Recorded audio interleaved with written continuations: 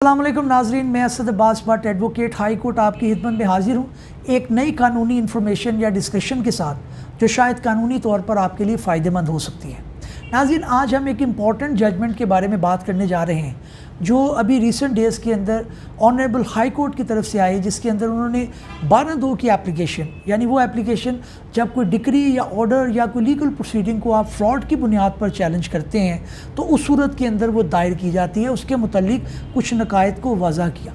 बहुत जो है वो कॉम्पिटेंट ऑनरेबल जज अनवार हुसैन साहब ने जजमेंट दी है और ये मुल्तान बेंच में एक पटिशन को सुनने के दरमियान उन्होंने दी। नाज़रीन, अक्सर हम देखते हैं कि जब किसी लीगल प्रोसीडिंग को हमने चैलेंज करना होता है, किसी डिक्री को चैलेंज करना होता है, तो उसके अंदर हम 12(2) की एप्लीकेशन जो हमारा ज़ाब्ता दीवानी है उसके तहत फ़ाइल करते हैं। एक लॉ की प्रोविज़न है और इसके अलावा सवाल ये भी उठता है कि क्या ये प्रोविज़न सिर्फ़ और सिर्फ ट्रायल कोर्ट की हद तक होती है या कि रिट जुरिस्डिक्शन के अंदर या फिर सिविल रिवीजन के अंदर या हाई कोर्ट के अंदर या सुप्रीम कोर्ट के अंदर भी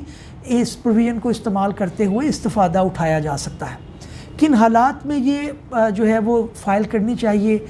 इस जो जजमेंट है उसके सियाक़ो सबाक़ क्या थे, उसके फैक्ट्स क्या थे, उसके हक़ाइक़ क्या थे, और इन सारे जो है वो पॉइंट्स को हमने डिस्कस करना है। लेकिन एज़ यूजुअल आपसे रिक्वेस्ट है कि चैनल को सब्सक्राइब करना मत भूलिएगा और बेल का आइकन भी दबा दीजिएगा। तो नाज़रीन, आइए अपनी बात का आगाज़ करते हैं। मामला कुछ यूँ हुआ कि एक जो है वो पटिशन ज़ेर समाअत थी सिविल रिवीजन, उसके अंदर बुनियादी तौर पर जो है वो जब आर्ग्यूमेंट चल रहे थे दोनों साइड के ऊपर तो पार्टीज़ का आपस में कंप्रोमाइज़ हो गया। उस बुनियाद के ऊपर कोर्ट ने जो है वो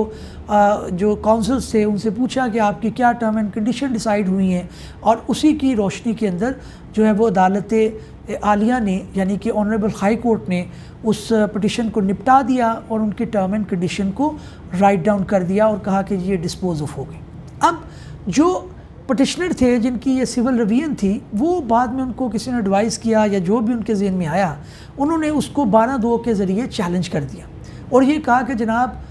3 ग्राउंड्स हैं जिसके ऊपर हम इसको चैलेंज कर रहे हैं। नंबर 1 ये है कि ना तो मैंने इसको साइन किया, ये जो कंप्रोमाइज़ ऑनरेबल कोर्ट ने किया है, और दूसरा ये है कि ना ही मेरे काउंसिल ने इसको थंब इम्प्रेशन किया और ना ही जो है वो उन्होंने उसके ऊपर साइन किए। और नंबर 3 ये बात है कि जब भी कंप्रोमाइज़ होगा वो हमारी एक लॉ की प्रोविज़न है ऑर्डर 23 ज़ाब्ता दीवानी, उसके तहत जो है मैकेनिज़्म पूरा दिया गया है कंप्रोमाइज़ कैसे होगा, क्या क्या चीज़ें आएंगी, टर्म एंड कंडीशन क्या आएगी, वो एक लंबी तरफ बहस चली जाती है। बहरहाल एक प्रोविज़न मौजूद है ऑर्डर 23 की जिसके तहत जो है वो मामलात के अंदर कोर्ट के अंदर जो लिटिगेशन चल रही होती है उसके अंदर वो कंप्रोमाइज़ किया जाता है। तो उन्होंने कहा जी ऐसी भी सूरत नहीं है कि ऑर्डर 23 की रूह से कंप्रोमाइज़ हुआ हो। तो ये 3 उन्होंने ग्राउंड्स ली और उन्होंने कहा जी कि ये बिल्कुल कानून के मुनाफी चीज़ है कि कोर्ट खुद ही लिख दे कि जनाब पार्टीज़ के दरमियान में कंप्रोमाइज़ हो गया है। और उनका ये भी कहना था कि जी कोर्ट के अंदर आर्ग्यूमेंट जो है वो हो रहे थे, उसके बाद कोर्ट ने जो है वो रख ली फ़ाइल के जिसके ऊपर ऑर्डर फरमाते हैं, बाद में दूसरी पार्टी गई है, उन्होंने कोर्ट को कोई मिसगाइड किया है, तो लिहाजा जो है वो हमारा ये कंप्रोमाइज़ करके जिससे हमें बड़ा नुकसान हुआ है वो आ गया सामने, इसको सेटिसाइड किया जाए। हमने 12(2) की एप्लीकेशन जो है वो दे दी है। अब 12(2) की एप्लीकेशन जैसे मैंने बताया कि 2-3 सूरत हाल के अंदर आप दे सकते हैं। नंबर 1 ये होता है कि जी जनाब आपके साथ फ्रॉड हुआ है किसी लीगल प्रोसीडिंग के अंदर। नंबर 2 किसी ने मिस रिप्रेजेंट किया है, कोई बंदा एक है उसको बी जाके रिप्रेजेंट कर दे, ये भी एक सूरत हो सकती है। नंबर 3 ये है कि जी जनाब लैक ऑफ जुरिस्डिक्शन, कोर्ट की जुरिस्डिक्शन ही ना बनती हो।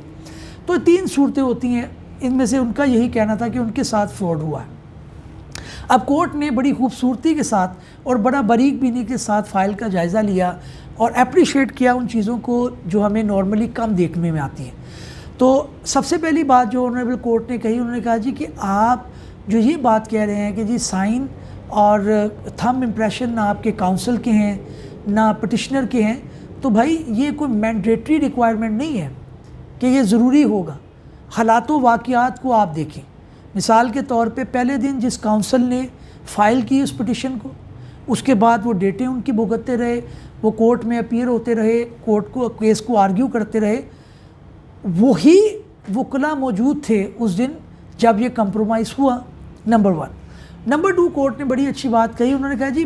जब आपका कंप्रोमाइज़ हुआ था तब आपने जो है वो एक दूसरे लॉयर जो उस दिन मौजूद थे उन्हीं के ज़रिए पिटिशन फाइल नहीं की, तो लिहाजा ज़रूरी था कि आप कोई एफिडेविट लगा देते किसी लॉयर का, वो जो उस दिन पेश हुए हैं वो ये कहते कि जनाब ऐसी कोई बात नहीं हुई, कंप्रोमाइज़ नहीं हुआ, आपने वो भी नहीं लगाया। तीसरी उन्होंने इम्पोर्टेंट बात की जिसे उन्होंने कहा जी कि हमारा आर्टिकल जो है 129 कानून शहादत का, जो हमारा लॉ की एक प्रोविज़न है जो एविडेंस से मुतल्लिक है, कानून के अंदर शहादत कैसे रिकॉर्ड होनी है, उसके अंदर विटनेस कैसे आएंगे, मगर एक तफसील है लंबी जो जिसकी हम ले कर चलते हैं, जो ज़ाब्ता है हमारे कानून शहादत ऑर्डर उसे कहते हैं 1984 का, उसके अंदर उन्होंने कहा जी कि सेंटिटी अटैच है, आर्टिकल 129 है इस ऑर्डर का, कानून शहादत का, जो ये कहता है कि कोर्ट के अंदर जितनी प्रोसीडिंग होंगी उसको ऐसे ही माना जाएगा, अगर वो लिखा जाए बाद में पढ़ा जाए और ऐसा ही जाना जाएगा कि जैसा लिखा जा रहा है वैसा ही हुआ था,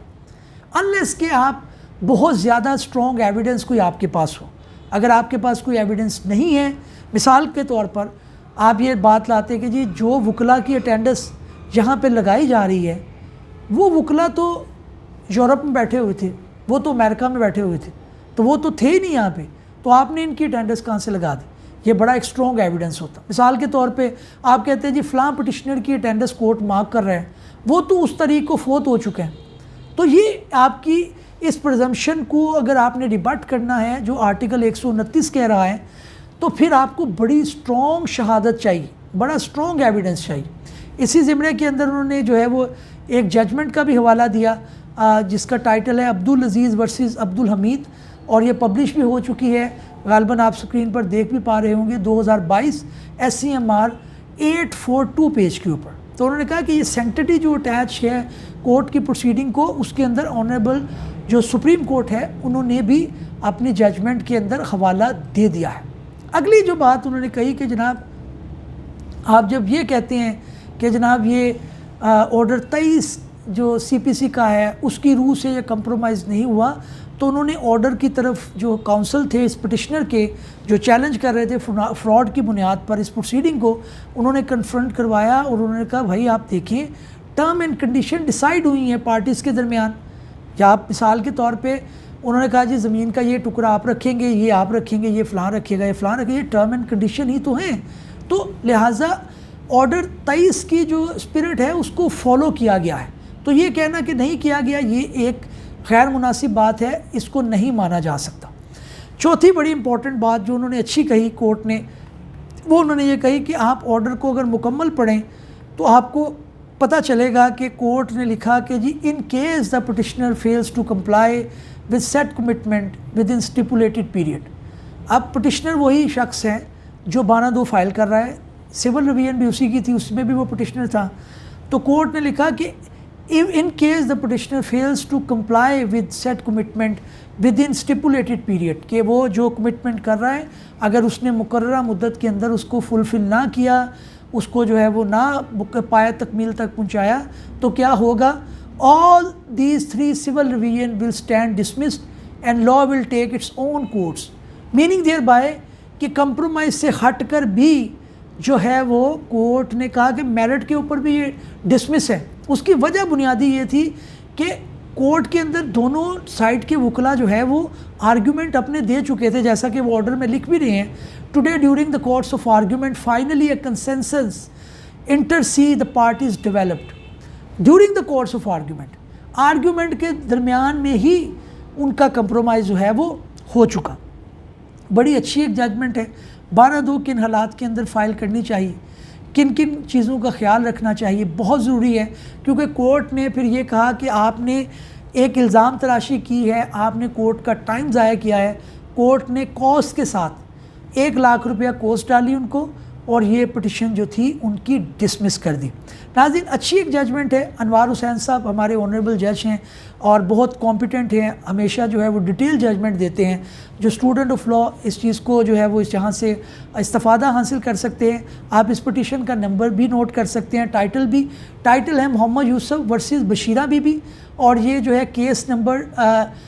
CM number 20C of 2020 in CR number 73D of 2011, यानी